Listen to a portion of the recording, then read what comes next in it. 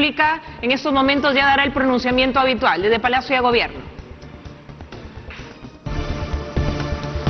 Bien, estamos en un vivo desde Palacio de Gobierno. El presidente de la República, Martín Vizcarra, presta a dar a conocer las cifras oficiales hasta el día de hoy y también las últimas disposiciones del Ejecutivo para enfrentar la emergencia generada por el COVID-19. Escuchemos. Señoras y señores, muy buenas tardes. Se da inicio a la conferencia de prensa del señor presidente de la República, Martín Vizcarra Cornejo. En esta oportunidad acompañan al señor presidente de la República, el presidente del Consejo de Ministros, el ministro de Defensa, la ministra de Economía y el ministro de Salud. Muy buenas tardes. Hoy es el día 16 de abril y estamos en el día número 32 de nuestro estado de emergencia. Estado de emergencia que se dispuso para poder combatir la enfermedad del COVID-19. El día de ayer, miércoles, tuvimos no solamente la reunión del Consejo de Ministros, sino en horas de la tarde tuvimos una reunión de Consejo de Estado. Recuerden ustedes que en esa instancia del Consejo de Estado participan todos los poderes del Estado y los organismos autónomos. Forman parte del Consejo de Estado la presidencia del Congreso, la presidencia del Poder Judicial, la presidencia del Ministerio Público, del Tribunal Constitucional, de la Defensoría del Pueblo, así como también la Contraloría General de la República.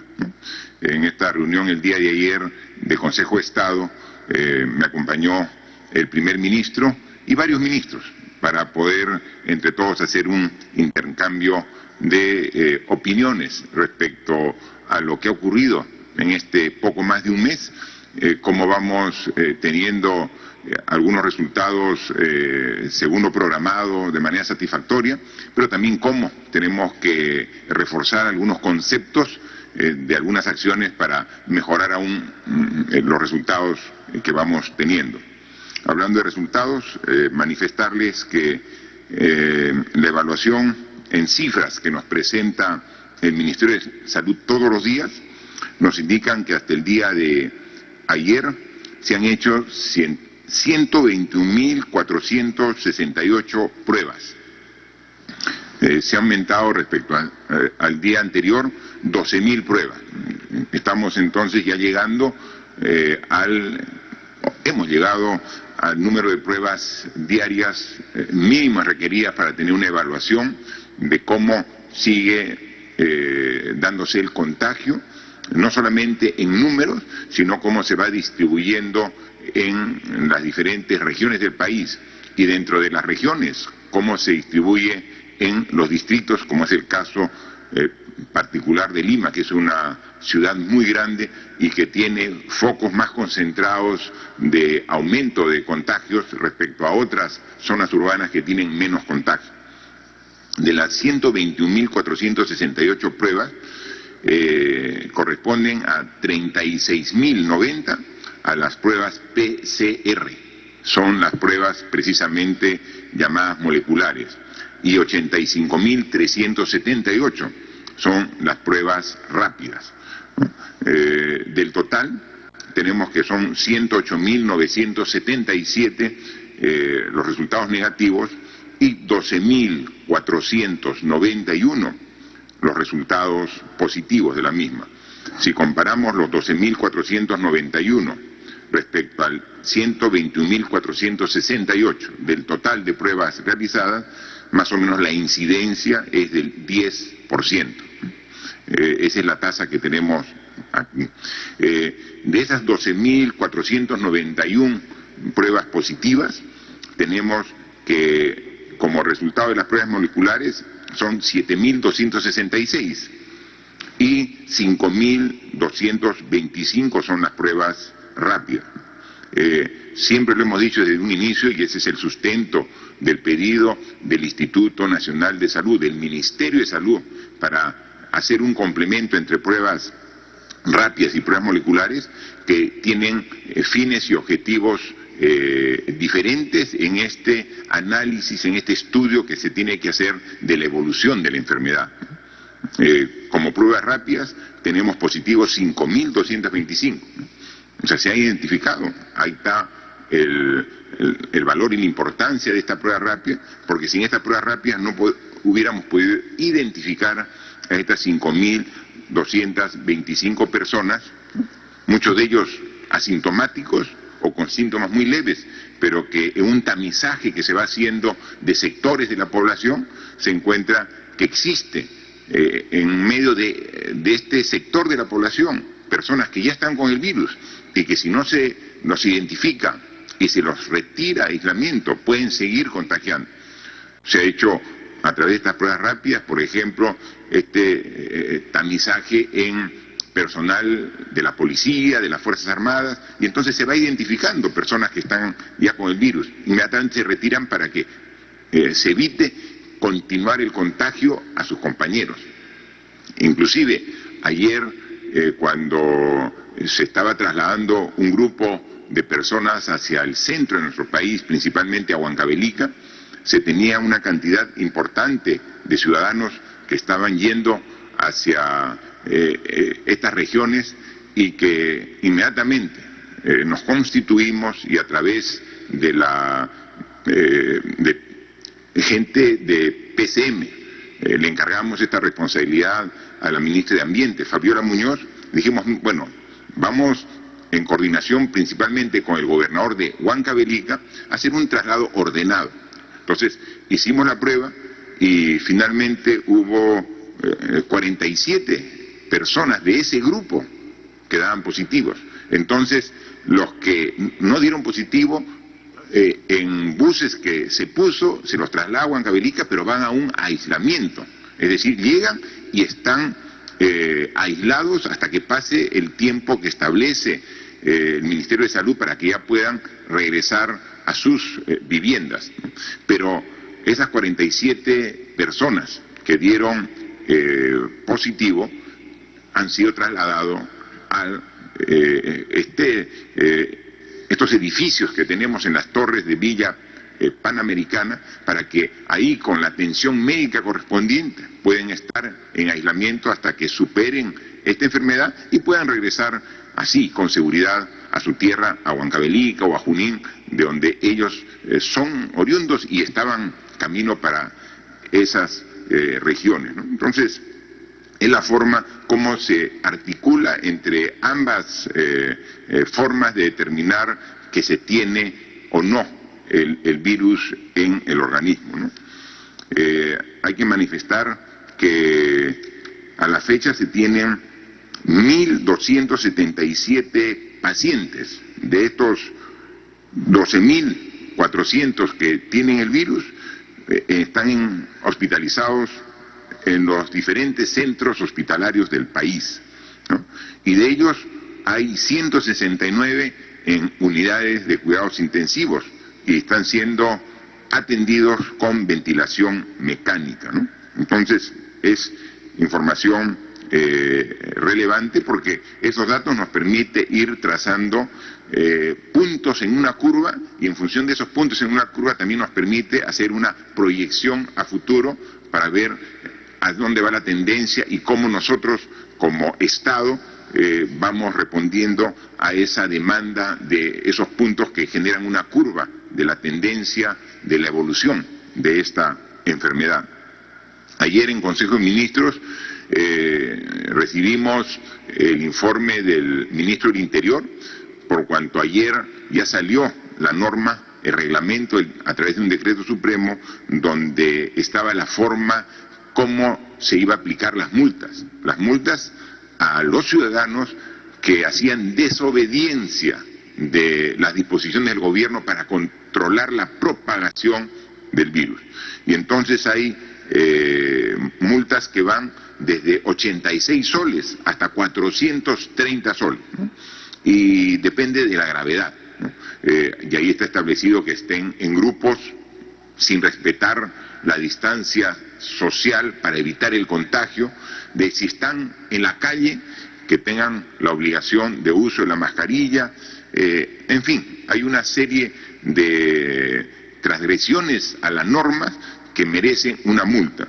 Y lo que es claro, que si es que no respetan y son merecedores a la multa, mientras que no hagan el pago efectivo, van a tener precisamente no solo la sanción de la multa en sí, sino la imposibilidad de hacer transacciones bancarias, en registros públicos, trámites en notarías, en fin, van a tener serios problemas para el desempeño normal de como ciudadanos, porque han incumplido una disposición que va en beneficio de todos los peruanos, cual es evitar el contagio, que es lo fundamental en este tipo de epidemias, ¿no? También ayer se presentó en el Consejo de Ministros y hemos aprobado una medida sumamente importante, ¿no? Cuál es la de, a través de un decreto legislativo, dar a los policías y miembros de las Fuerzas Armadas que trabajan, que ponen en riesgo su vida, que están en la primera línea, estos peruanos, para hacer cumplir las normas que van a beneficiarnos a todos, y que por el precisamente cumplimiento de su labor llegan a ser infectados, y como consecuencia de esa infección, ese contagio, finalmente perdiesen la vida, como ya ha ocurrido en algunos casos, se les dé un ascenso póstumo a estos miembros de la policía y las Fuerzas Armadas. Porque, por increíble que parezca, la norma no contemplaba ese ascenso póstumo. Decía que el policía o el miembro de las Fuerzas Armadas tenía ese beneficio, no solamente para él, sino principalmente para su familia, solo si era en una acción de armas, ¿no? Para que vean lo nuevo y lo inédito que es este problema que sufrimos aquí en el Perú y en todo el mundo. Entonces, como no estaba perdiendo la vida en cumplimiento de su deber, en una acción de armas, entonces no merece ascenso póstumo. Imagínense cómo era la norma. A través de un decreto legislativo se está cambiando esa limitación para que puedan tener la seguridad los efectivos de la Policía Nacional y de las Fuerzas Armadas, para que, tratando por todos los medios de evitar que ocurra, pero sí por el cumplimiento del deber, por la exposición que tiene de manera permanente a personas que irresponsablemente transitan por la ciudad y que sin saberlo están con el virus, el COVID-19, y lo contagian, y si pierden la vida, tienen el derecho totalmente justificado del ascenso póstumo. Como lo hemos dicho, ellos son los héroes en esta lucha contra esta pandemia y merecen todo el respaldo y el respeto del Estado peruano. Ya se ha aprobado este decreto legislativo, seguramente en el transcurso del día estamos remitiéndolo al Congreso de la República para darle la formalidad del caso, ¿no? Y hablando de Fuerzas Armadas, policías, comunicar que el día de ayer, hacer reconocimiento, que acompañado del ministro de Defensa, que nos acompaña también en esta reunión, en esta conferencia, y con el ministro del Interior, hicimos un recorrido el día de ayer muy temprano en la mañana de 4 centros que alberga precisamente a estos servidores de la patria. Estuvimos aquí en el distrito de La Victoria, en esta comisaría muy reconocida de Radio Patrulla, donde funciona el escuadrón de emergencia de la Policía Nacional. Justo hemos llegado muy temprano en la mañana, donde se hace relevo de los que terminan la ronda y su servicio de la noche y la madrugada, y los que entran en el día. Y estuvimos ahí con el ministro del Interior y los representantes de la Policía Nacional, los efectivos de la Policía Nacional. Luego nos trasladamos a Chorrillos y estuvimos en la brigada de las Fuerzas Especiales del Ejército, como ellos bien lo dicen, el corazón del ejército peruano. Y ahí en una explanada grande pudimos verlos formados y con una actitud de fuerza, de coraje, no solamente a los integrantes de las Fuerzas Armadas en actividad, sino adicionalmente ya estaban ahí formando con ellos los reservistas que los hemos llamado y que han ido rápido al llamado a la patria, en mayor número del que tenía estimado el propio comando del Ejército del Perú. Estaban listos para ir a salir con la moral al tope. Luego nos fuimos a la base aérea de Las Palmas, donde es la cuna de los aviadores de nuestra patria. Juntos estaban ellos con su comandante general, con toda la disposición, la voluntad y la responsabilidad para cumplir el encargo que le hemos dado. Y para terminar, desde Chorrillos nos fuimos hasta el Callao, a la base naval de la Marina de Guerra del Perú, ¿no?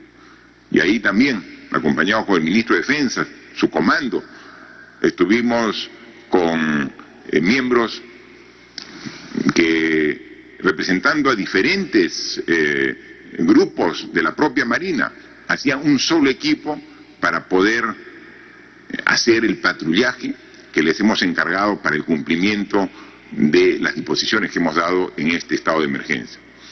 ¿Qué cosa es lo común que vi en todos ellos? Policía, Ejército, Fuerza Aérea, Marina y Guerra del Perú. Vi ganas de servir a la patria, compromiso, entrega, sacrificio. Todos ellos, a pesar que sus compañeros ya en cantidades importantes han sido contagiados por el virus COVID-19 y que incluso algunos de ellos han fallecido en el desempeño de su función, tenían toda la voluntad y la decisión de seguir adelante, porque como sabemos este estado de emergencia está previsto que llegue hasta el día 26 de abril, pero luego de ello las restricciones van a mantenerse en buena parte y en gran alcance.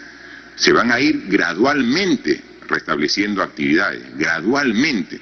Entonces el control y la vigilancia y la policía y las fuerzas más va a continuar en el tiempo para que cumplamos todos con la distancia social, con el uso de mascarillas, de no aglomeración, todo ello va a continuar. Entonces son elementos valiosos en el cumplimiento de esta función. Así que estar con ellos, compartir, escuchar sus arengas, con gritos que les salen desde el fondo del corazón, es contagiante y ratifica también en nosotros el compromiso de seguir en este esfuerzo, que como lo hemos dicho desde un principio, no es una carrera de 100 metros planos, esto es una maratón que tenemos que trabajar, que tenemos que luchar, que tenemos que resistir para finalmente poder vencer. También manifestarle que el día de ayer, uno de los temas que hablamos con los miembros del Consejo de Estado era sobre esta situación que requiere un plan de acción claro para lograr que ciudadanos de nuestro país, que por diferentes circunstancias de la vida estaban fuera de su lugar de residencia cuando empezó el estado de emergencia. Eso ocurrió con algunos ciudadanos que estaban en el extranjero y a través de una comisión en este mes hemos repatriado del extranjero de diversos países del mundo, aquí en países vecinos de la región, en Sudamérica, Centroamérica, Norteamérica, en Europa. Ha habido muchos compatriotas que tenían necesidad de regresar porque fueron por viajes cortos, por estudio, por trabajo o quizás por vacaciones, pero iban viajes cortos. Y luego el estado de emergencia, con el cierre de fronteras, los cogió fuera de nuestro país y ahora tenían que regresar a través del Ministerio de Relaciones Exteriores y con una organización integrada por Defensa Civil y por el Ministro de Comercio Exterior y Turismo. Se han logrado repatriar 10.000 compatriotas, 10.000 peruanos, peruanas, que estando lejos del país tenían que regresar. Pero hemos hecho a través de un procedimiento que logre el retorno al Perú de ellos, pero que no genere un riesgo en la salud del país. Entonces, han venido, pero a cuarentena en ubicaciones que estén bajo el control nuestro. Y mientras no cumplen sus 15 días, no pueden ellos regresar a sus domicilios. Incluso a ellos se les ha tomado también una prueba si es que tienen el virus. Y se ha encontrado a muchos que sí tienen el virus. Y entonces se los ha trasladado a las torres de los Panamericanos, de la Villa Panamericanos, y ellos continúan hasta que se les dé de alta. Cuando diga ya usted superó la cuarentena o superó la enfermedad, ya no tiene el virus, recién regresa a su vivienda, a su hogar, pero para continuar con el respeto del estado de emergencia. Ese esfuerzo que hemos hecho con los compatriotas que estaban fuera del país, tenemos que también hacerlo con los compatriotas que están dentro del país, pero están en una región que no es la suya. Hay gente que está en Lima y que requiere irse al norte, al centro o al sur del país. Para ello necesitamos la colaboración y el compromiso de los gobernadores regionales. Porque así como cuando traíamos a connacionales de otros países y entraban por el aeropuerto Jorge Chávez a Lima, nosotros controlábamos de que no sea esta acción un hecho que pueda contagiar a los demás ciudadanos. Lo propio tenemos que hacerlo también en el traslado interno al país. Uno, tenemos que determinar un orden de prioridad, porque dentro de esos grupos de personas que quieren retornar a su región de origen, tenemos que ver cuáles son los más vulnerables. Personas con niños, personas de avanzada edad, personas con algún tipo de enfermedad, aparte de la enfermedad del COVID-19, que requieren estar cerca de su familia para estar en la cuarentena en su región, pero con la seguridad del caso.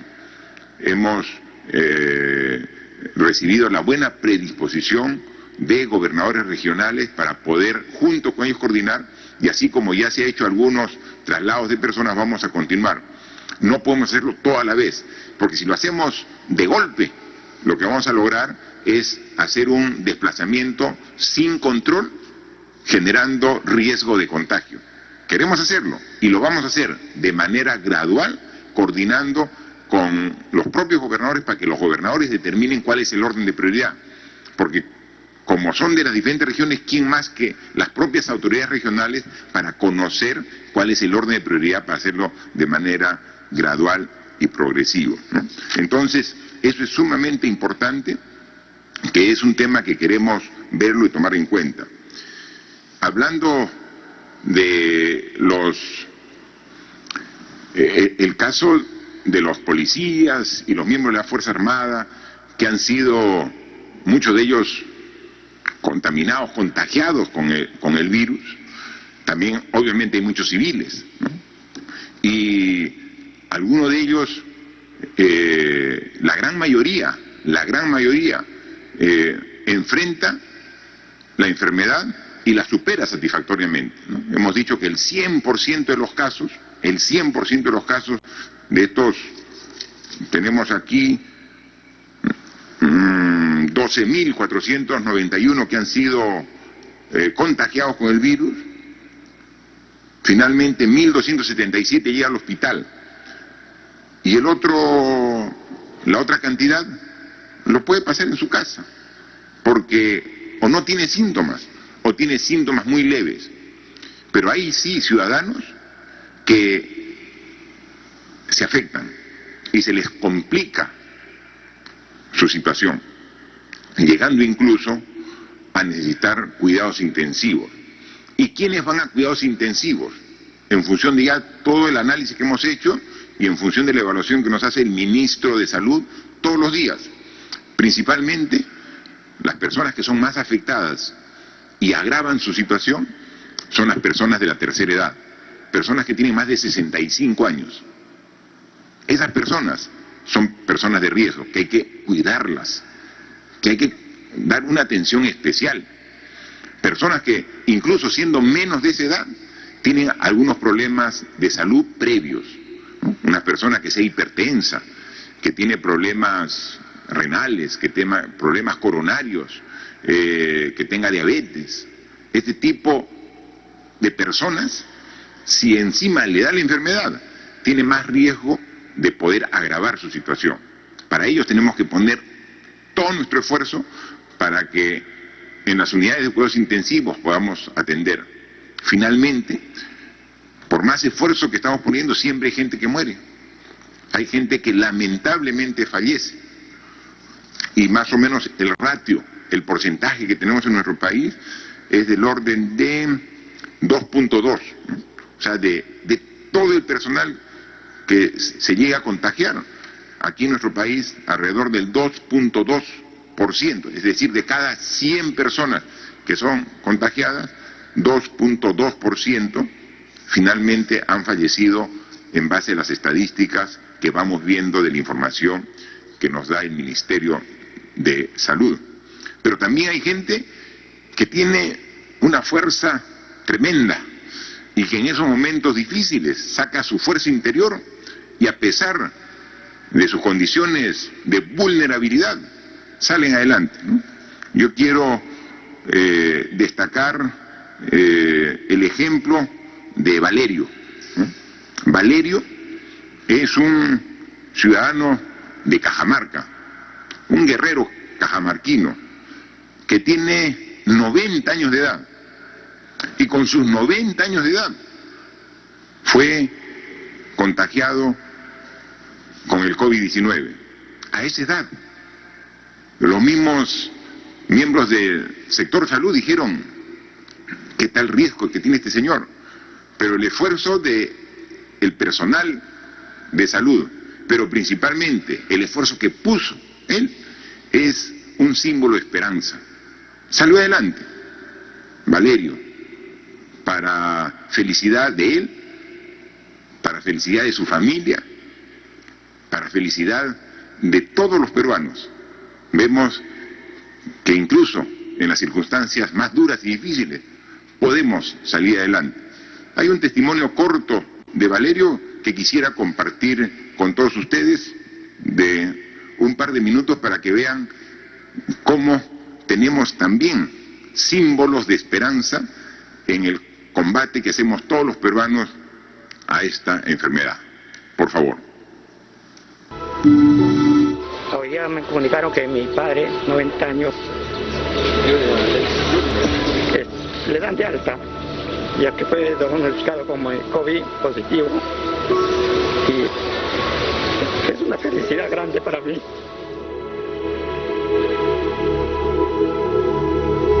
Es una persona de 90 años que lo luchó y lo sigue luchando. Siempre la fe estuvo ahí en mí.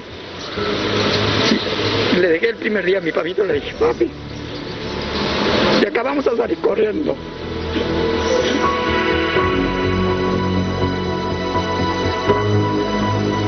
Uno de esos milagros de la vida, ¿no? Donde mucho más allá de un tratamiento es el milagro de que el cuerpo pueda responder de forma sorprendente.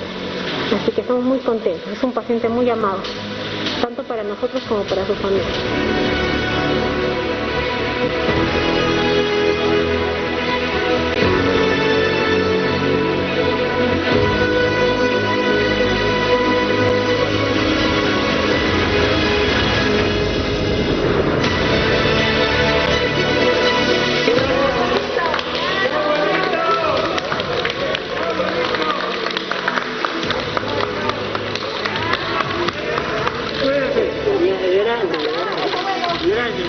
definitivamente esta enfermedad no está respetando edad, no respeta sexo, no respeta nivel socioeconómico. Así que por favor, si no quieres estar aquí, te pedimos que por favor quédate en casa, de tal manera que también esa cama pueda servir para alguien que no pudo quedarse en casa. Gracias.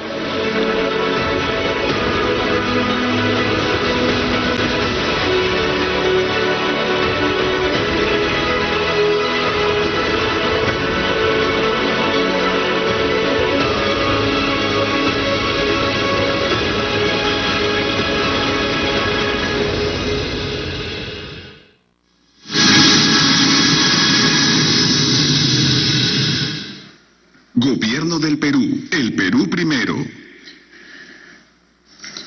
Bien, podemos ver en la historia de Valerio, la historia del esfuerzo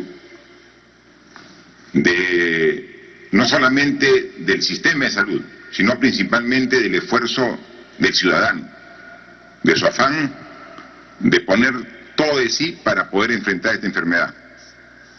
Y queremos que esa historia se multiplique por muchas más, a pesar de lo duro de esta enfermedad que día a día nos da realmente golpes cuando vemos que a pesar del esfuerzo siempre hay gente que fallece.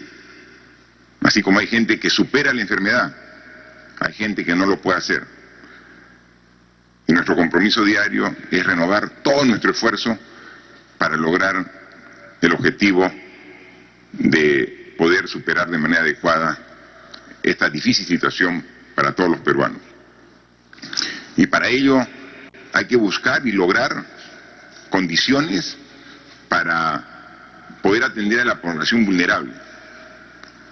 Porque si bien hay miles de personas que han sido infectadas, hay millones de peruanos que están afectados por las decisiones que tomamos y que obliga a permanecer en esta inmovilización en nuestras viviendas, en nuestros hogares. Hemos dado una serie de medidas que son importantes, que abarcan a varios millones de hogares. Sin embargo, lo que tenemos claridad es que aún falta abarcar a más hogares. Hoy no hemos tenido Consejo de Ministros. Mañana vamos a tener Consejo de Ministros, mañana viernes, y el objetivo del Consejo de Ministros va a tener en primer plano a la población rural de nuestro país. Hemos hecho un gran esfuerzo y lo seguimos haciendo en un sector importante de la población urbana del país. Recuerden que hemos tramitado y pagado un bono para hogares pobres y en extrema pobreza que abarca 2.700.000 hogares, de los cuales hemos pagado, transferido este bono de 380 soles al 80% de beneficiarios, 2.200.000 hogares ya han recibido el bono de 380. Pero también a los trabajadores informales e independientes hemos sacado un bono y aprobado también el decreto de urgencia de 780.000 hogares. Ya más del 50% ya recibieron. 408.000 hogares donde son hogares de trabajadores independientes ya recibieron el bono de 380.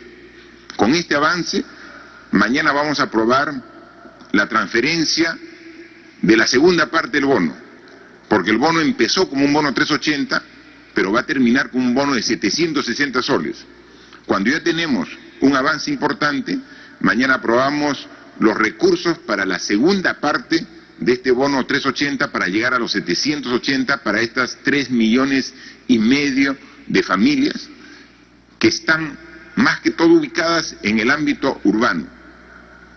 Le hemos pedido a la ministra de Desarrollo e Inclusión Social que se ha reunido con la ministra de Economía y con el ministro de Agricultura, y ya hemos llegado a una cifra de más de 1 millón de hogares, pero rurales, para el día de mañana aprobar un bono ya no de 2 partes, ya no de 380 y 380, sino en este caso va a ser solamente en una armada, 760 soles de bono para más de 1 millón de hogares rurales. Mañana será aprobado en Consejo de Ministros.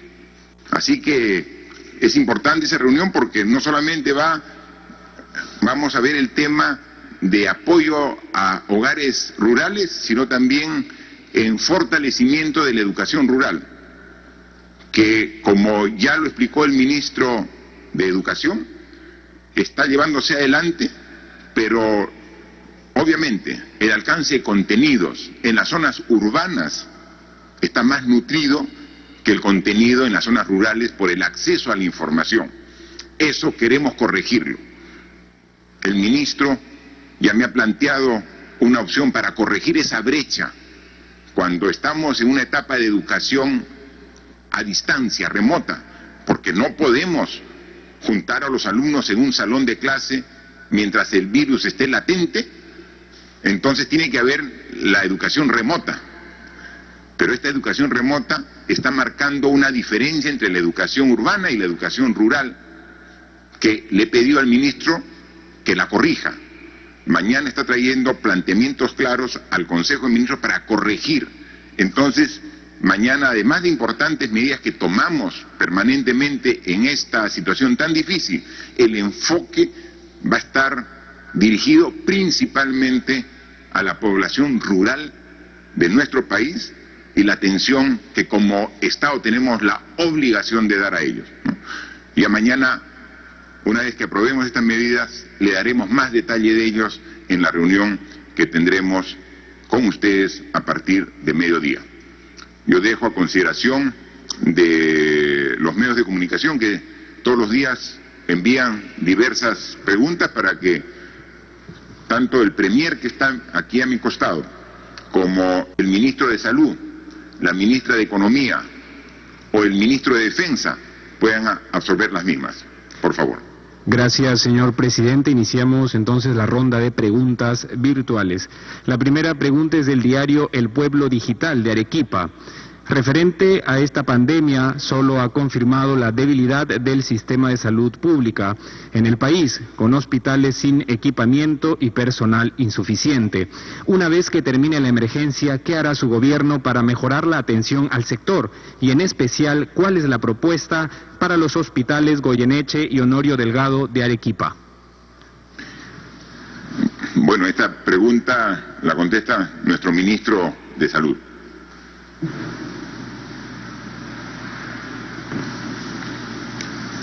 Gracias. Por favor, su micro. Ya, ahora sí. Ya está, creo. Aló. Gracias, señor presidente. Muy buenas tardes. Como ya se ha señalado en varias oportunidades, efectivamente, nuestro sistema de salud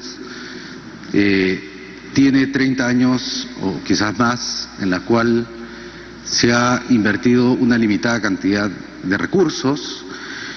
Sin embargo, esta epidemia nos pone un reto: crear el nuevo sistema de salud público nacional. Y lo estamos creando en la práctica, día a día, implementando nuevos mecanismos dentro de la epidemia. Un ejemplo de ello es el Comando COVID. El Comando COVID ha permitido juntar todos los recursos que existen en el sistema de salud que hoy tenemos fragmentado y nos permiten activar respuestas conjuntas.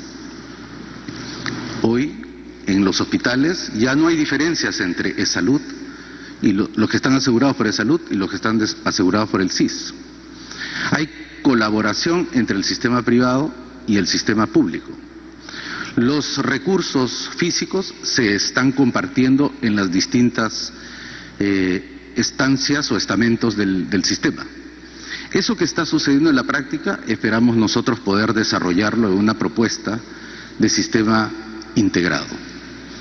Lo mismo pasa con los sistemas de información, está sucediendo con la logística, está sucediendo con el sistema de vigilancia, etcétera, etcétera. En el caso de Arequipa es un ejemplo de ello. Ahí se instaló uno de los primeros comandos COVID.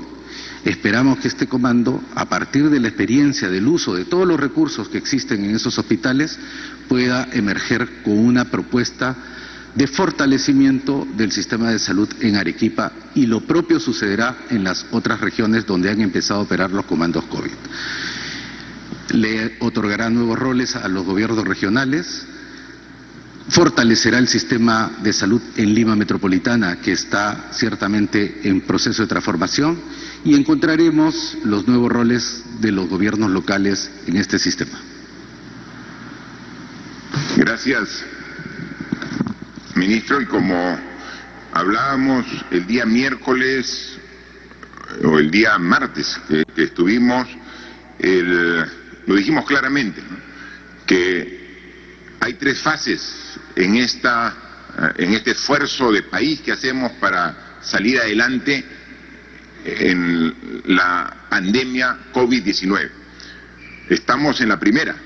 La primera es la de contención y preparación para enfrentar la enfermedad.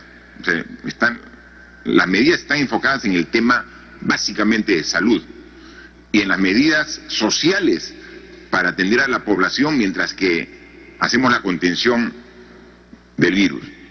Luego tenemos una etapa de aproximadamente 6 meses, que es la segunda etapa o fase, que empieza a partir del mes de junio, para poder ir gradualmente recuperando las actividades económicas, productivas, sociales del país, pero de manera gradual, porque ahí vamos a estar todavía conviviendo con el virus. Pero lo que se espera en esta primera fase es controlar su crecimiento exponencial.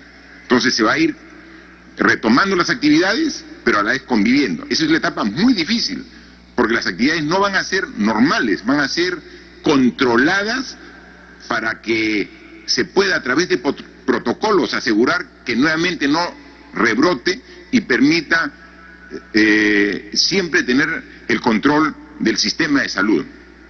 Y hemos dicho que a partir del primer trimestre del año 2021, que es la tercera fase, según todo lo que indican los estudios científicos, vamos ya a contar con una vacuna y vamos a ver y a verificar cuáles son finalmente los tratamientos efectivos para la cura de esta enfermedad. Y entonces, con esos descubrimientos de carácter científico puestos a disposición ya de la población, se tiene que plantear las medidas de largo plazo para el país. Y en eso tenemos que aprender de nuestra experiencia. Nos ha encontrado esta enfermedad con un sistema de salud deficiente y tenemos que corregirlo. Entonces, un sistema de salud que no está articulado, que funciona atendiendo a la población como islas, cuando siendo educación y salud lo más importante de una sociedad, debería estar articulado y debería de ser la prioridad en cualquier toma de decisión como gobierno o más aún como Estado peruano. Esos cambios se tienen que dar. Por eso, ¿qué hará su gobierno para mejorar la atención? Primero, ahora estamos viendo todas las medidas que tomamos, incluso hemos creado un comando operaciones para que pueda atender de manera articulada. Pero todas esas buenas experiencias que dan como resultado este esfuerzo del país para enfrentar esta enfermedad tan dura para todo el mundo, tiene que dejarnos las lecciones claras de cuáles deben ser las prioridades a futuro. Y obviamente la salud es una de ellas y hay que fortalecerla. En consecuencia, todo esto va a ser una gran oportunidad de cambio de esta crisis tan fuerte que sufre el mundo y no es ajena al país, tiene que ser una gran oportunidad de mejora con visión de futuro, y tengan la seguridad que vamos a hacer ese tipo de cambios estructurales para tener una mejor salud para todos los peruanos. La siguiente pregunta es de Televisión Tarapoto de San Martín. La pregunta dice: los pequeños medios de comunicación de provincias no pueden ser medidos como los grandes medios de Lima. Muchos se han visto obligados a cerrar. ¿Habrá alguna medida del gobierno que los empuje a seguir funcionando y llegar a los pueblos y comunidades más lejanas de su jurisdicción? Como hemos respondido a anteriores interrogantes, estos meses no van a ser igual que los anteriores. Vamos a tener que hacer un esfuerzo grande como país y como sociedad para poder vencer esta situación. Y lo estamos haciendo, y estamos tomando las decisiones que correspondan. Entonces, el caso de los medios de comunicación no es la excepción. Obviamente los medios de comunicación, como cualquier actividad, está siendo afectada. Y es un tema gradual en que puedan salir adelante. Nosotros, como Estado, y estos medios de comunicación van a ser para llegar con la educación a distancia en todos los lugares del país. Y será una contribución. Seguramente también habrá otra campaña, pero eso, lo que podemos decirle es que el nivel de afectación que tenemos todos es muy significativo, y esto va a ser un proceso gradual donde vamos con toda seguridad a salir adelante. La siguiente pregunta es de Radio Nacional. La pregunta es: ¿existe ley seca en el país? Porque algunas familias en cuarentena han sido intervenidas cuando celebraban una reunión. Mire, lo que está absolutamente prohibido son las reuniones. Y lo que se ha visto en algunos casos que se ha detenido personas es porque están en reuniones muchas gentes e incluso están tomando. Entonces, no es que haya ley seca en sí, lo que hay es una prohibición de reuniones, porque si nos acercamos a una proximidad que sea menor de 1 metro, estamos corriendo el riesgo del contagio. Entonces, aquí la reflexión y la disposición: mantén la distancia social necesaria para no ser sujeto ni de contagiarte, ni de tú contagiar si es que no sabes que tienes el virus en tu organismo, ¿no? Entonces, esa es la disposición y eso es lo que recomendamos, y que tiene que ser una disposición de obligatorio cumplimiento más allá del 26 de abril. La limpieza permanente, lavado de manos con agua y con jabón, el uso de mascarillas, el no estar en reuniones donde haya aglomeración, el mantener una distancia de mínimo 1 metro entre persona y persona, son obligaciones que tenemos que cumplir todos los peruanos hasta que podamos decir que esta enfermedad ha sido superada, y que va a tomar, obviamente, mucho más tiempo que el 26 de abril. Así que en eso nos ratificamos y en eso pedimos la responsabilidad y el compromiso de todos los peruanos. La siguiente pregunta es de Radio Alegría de Apurímac. El traslado humanitario está generando preocupación en la población porque existen diversas limitaciones en las regiones, como es el caso de Apurímac, para enfrentar la propagación del COVID-19, tales como la falta de pruebas rápidas y laboratorios. ¿Qué estrategias se está implementando desde el gobierno nacional y cuáles son los mecanismos de comunicación establecidos para coordinar y acompañar a las regiones ante esta situación? Bien, sobre esta pregunta hay un aspecto de salud propiamente, qué hay que hacer para que en esos traslados evitar el contagio, que yo le pediría al ministro de Salud que responda, y hay otra parte ya es la parte operativa, cómo se va a establecer este mecanismo, que lo va a responder el Premier, que es el que hace estas coordinaciones. Por favor, ministro de Salud. Sí, señor presidente, como usted claramente ha señalado y lo hemos dicho en varias oportunidades en el Ministerio de Salud, la columna vertebral de la estrategia nacional para enfrentar la pandemia es la estrategia social, que consiste en 4 elementos claves: el aislamiento, el distanciamiento, la barrera física, que es la mascarilla, y la barrera química, que es el lavado con agua y jabón, o si no, usar el gel. Esta tiene un sentido de que el virus es extremadamente contagioso y pasa de persona en persona, por lo tanto debemos evitar que el germen se pueda desplazar en las comunidades. Los desplazamientos humanos son justamente un caldo de cultivo para que este virus se pueda pasar de persona en persona, y estos desplazamientos tienen que ser absolutamente controlados, tienen que ser muy cuidadosos, no solamente para las personas que se desplazan, sino para aquellos lugares que reciben a estas personas que se desplazan. Nosotros hemos hecho ya un gran esfuerzo por traer a nuestros compatriotas al Perú, y ellos han sido tamizados, han sido evaluados por el laboratorio y han pasado por estrictas medidas de cuarentena. Eso es lo que queremos que pase en las regiones. Además, que estas personas, cuando lleguen a sus regiones, a su vez se incorporen de manera disciplinada a las medidas estrictas de control social. En las regiones se da pruebas rápidas justamente para evaluar a aquellos que están fundamentalmente en riesgo de contagio por razón de su trabajo: trabajadores de salud, Policía Nacional, Ejército, y por razones además de confinamiento o que han sido expuestos por un contacto. Esa tiene que ser la estrategia principal en las regiones: buscar a los contactos, buscar a los casos y buscarlo en las poblaciones de riesgo. Las pruebas rápidas han sido repartidas en todo el país y hasta el momento, por los registros con los que contamos, todavía las regiones cuentan con ellas y tienen que ser usadas de manera profesional.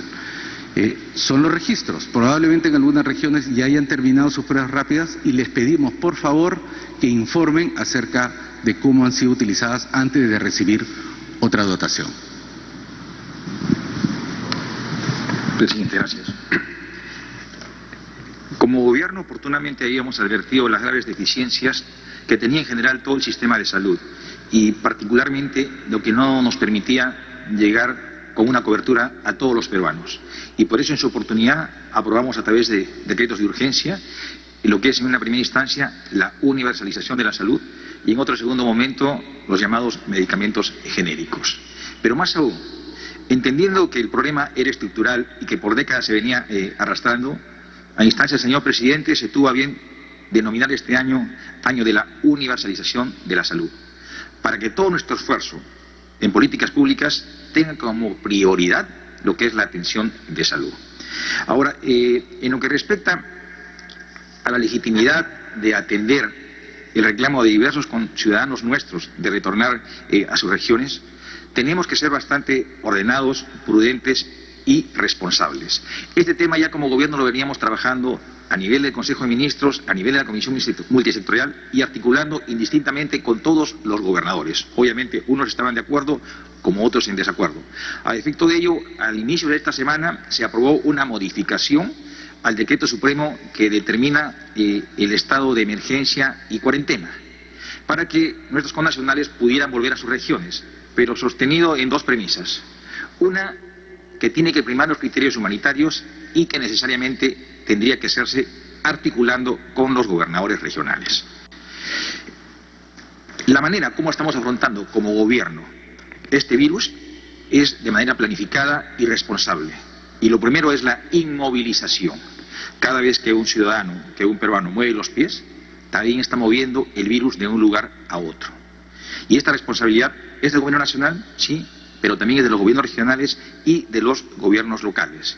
Y de esta coordinación con los gobiernos regionales se ha consistenciado en tres aspectos. Lo primero, que tiene que priorizarse en este tránsito de Lima a las regiones a la población con alta vulnerabilidad. Estamos hablando de adultos mayores, estamos hablando de personas que vinieron a Lima para una atención médica, estamos hablando de niños, estamos hablando de mujeres embarazadas que tienen que tener una atención preferencial.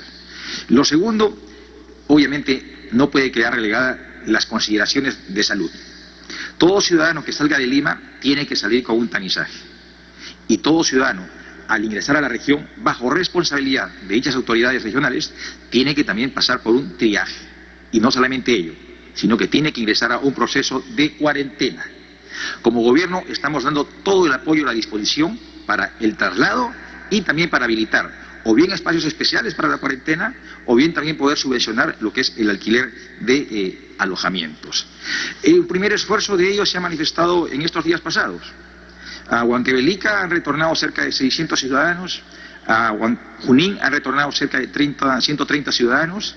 El día de ayer han retornado a la libertad 136 ciudadanos, de los cuales 33 ya habían estado sujetos a cuarentena porque ellos retornaron al extranjero y con su certificación han llegado a Trujillo y se han ido directamente a sus casas. Y el día de hoy o mañana más tardar deben estar también retornando a lo que es la región San Martín 200 ciudadanos de dicha región y ellos van a pasar su cuarentena en el colegio militar. Es decir, de una manera coordinada, gobierno nacional, gobierno regional, de una manera articulada, planificada, pero responsable, sin soslayar los criterios de salud. En el cuidado de la salud de un ciudadano está el cuidado de la salud de todos los peruanos. Por eso la inmovilización se mantiene como una premisa básica y estas reglas de excepción simplemente es atendiendo a una situación socioeconómica en la cual están inmersos un número considerable de peruanos. Para culminar esta ronda de preguntas, tenemos la interrogante de la Asociación de Prensa Extranjera en el Perú, APEP. Presidente Vizcarra, ¿cuál es la reacción del gobierno peruano frente al anuncio del presidente de Estados Unidos de detener su aporte financiero a la Organización Mundial de la Salud tras criticar el manejo de la pandemia del coronavirus? Hay expectativa en los mercados internacionales por el lanzamiento de Perú, hoy jueves, para una venta de bonos con vencimientos de 5 y 10 años para financiar parte de la reactivación económica del país. ¿Cuánto es el monto que se espera vender y por qué vender ahora si tienen ahorros como en el Fondo de Estabilización Fiscal y acceso a crédito de multilaterales? Bien, gracias por estas dos preguntas también que hace ahora la Asociación de Prensa Extranjera. Una está referida al tema de salud y otra está referida al tema básicamente económico. Yo le pediría que la ministra de Economía y Finanzas nos pueda responder la interrogante sobre la emisión de bonos que como país hemos hecho el día de hoy. Por favor, ministra Alba. Gracias, presidente. Desde el inicio hemos dicho que esta situación sin precedentes requería un plan económico sin precedentes. Nos planteamos un plan bastante ambicioso de 12 puntos del PBI, totalmente enfocado en el ciudadano, con 3 objetivos principales: mejorar la capacidad del servicio de salud para que atienda al ciudadano, dar soporte a las familias y mantener la capacidad productiva del país, tan importante para la generación de empleos. Este plan tiene diferentes instrumentos de financiamiento. Uno es el gasto público y la forma como hemos planificado la obtención de la liquidez tiene 3 líneas importantes: reasignaciones presupuestales, manejo de nuestros activos y acceso al mercado de deuda. Tiene que ver como parte de esta estrategia de diversificación del financiamiento del plan. Como se ha dicho, el día de hoy salimos en una emisión de $3.000 millones para darle liquidez al financiamiento del plan. Todavía no se cierra la transacción, pero la gran demanda por nuestros bonos va a determinar que los emitamos a las tasas más bajas históricas. Esto en realidad es un espaldarazo para el Perú, refleja la confianza que tiene el mercado internacional en la solidez de nuestra economía. La operación, que ya en unas horas daremos los resultados, ha sido un éxito. Muchísimas gracias.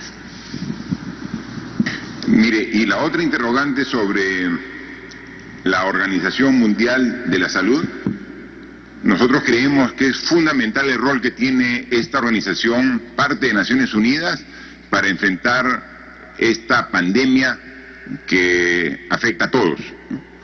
Entonces, si algún país tiene posiciones particulares, las respetamos. Pero nosotros lo que creemos es que ese momento que requerimos en sumar esfuerzos para enfrentar de manera adecuada. Sabemos de que hay países que tienen un mayor nivel de desarrollo, un mayor nivel de desarrollo científico, y están haciendo esfuerzos para lograr la vacuna. Dicen en Europa, en China, en Estados Unidos están haciendo esfuerzos. Finalmente, estos esfuerzos tienen que lograr una coordinación a través de las diferentes grupos de científicos para que los resultados de estos esfuerzos científicos se compartan a nivel mundial. Por eso es fundamental una organización que agrupe a todos en carácter de salud.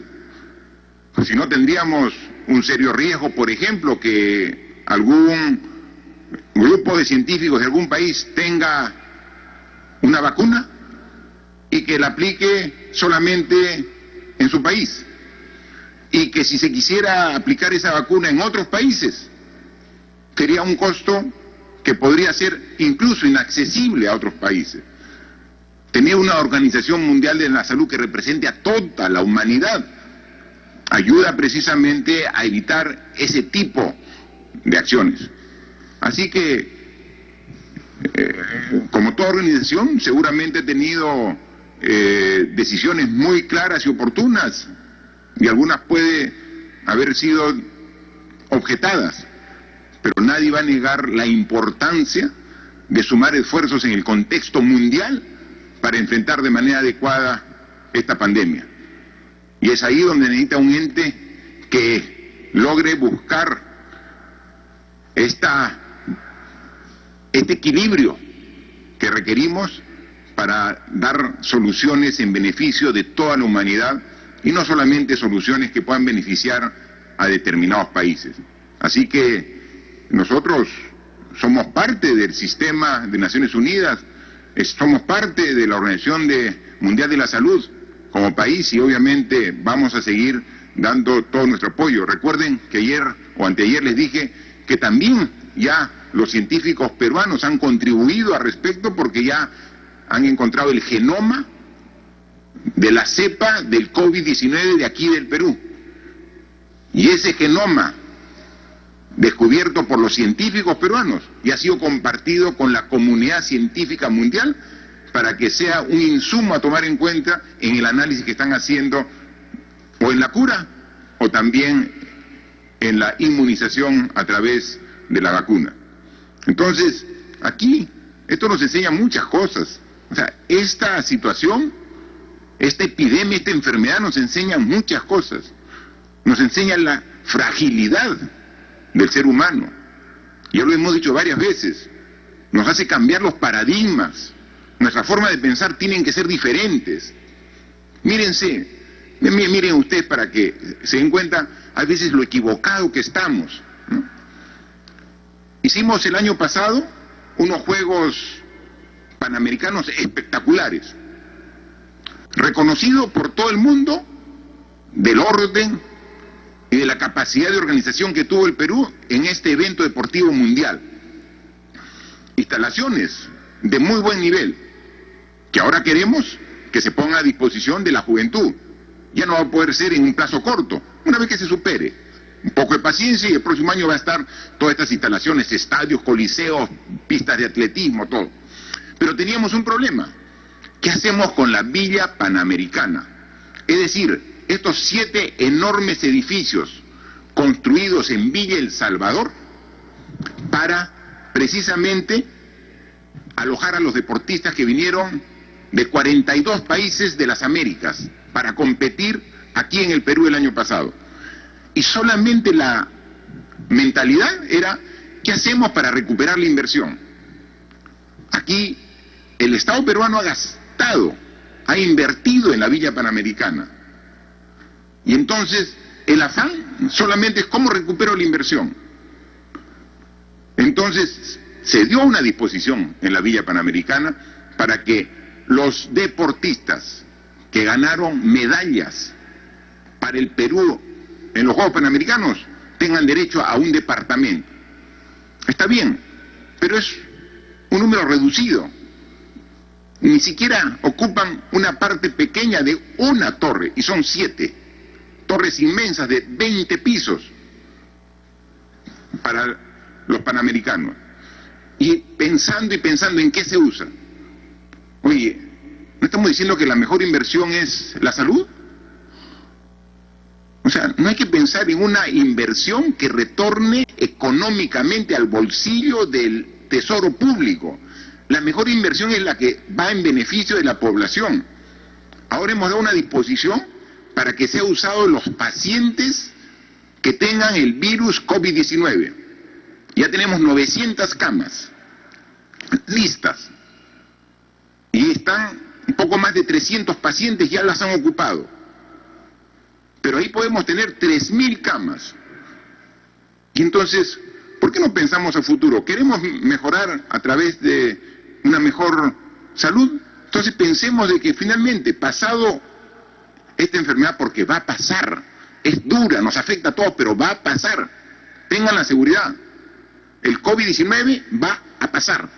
Y el próximo año vamos a retomar con fuerza las acciones para lograr nuestro desarrollo y progreso. Pero, ¿y qué? ¿Y después de eso qué? ¿Vendemos la Villa Panamericana para que tenga un poco más de presupuesto el Tesoro Público? ¿O por qué no lo dedicamos exclusivamente como un gran complejo hospitalario de Lima? O sea, no sería... Entonces, ¿se dan cuenta? Tenemos que cambiar, ya no pensar en el rédito económico, sino en el rédito social, en lo que más, en el mejor uso que podemos dar. Y tenemos que hacer esa misma evaluación en todas las regiones. Yo recorro todo el país, no hay una sola región que no haya visitado. Y tenemos regiones que recientemente han construido buenos hospitales. Por decir uno, Ayacucho. Recientemente, un hospital que todavía se está usando en un 30% y tiene un potencial de seguir usándose. Perfecto. Otra región que ha construido buenos hospitales, San Martín, en Moyobamba, Tocache, tiene en varias provincias buenos hospitales.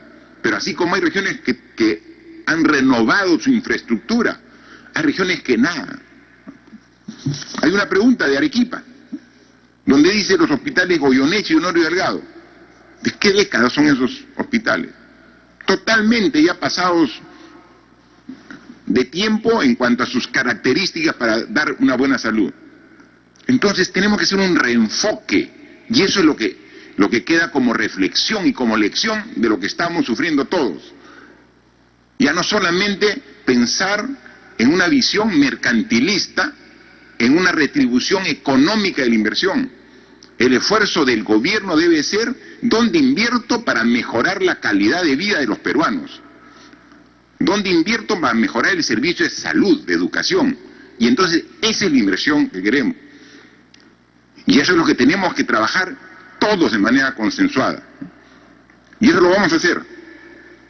Y para eso necesitamos unidad al interior del país, tomando decisiones en conjunto para mejorarlo.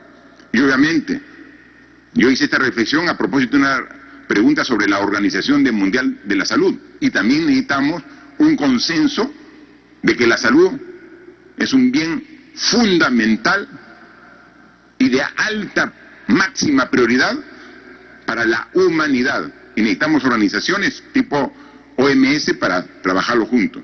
Así que estamos en un momento difícil, por supuesto que estamos difícil. Que vamos a poder salir de manera airosa y lo vamos a hacer.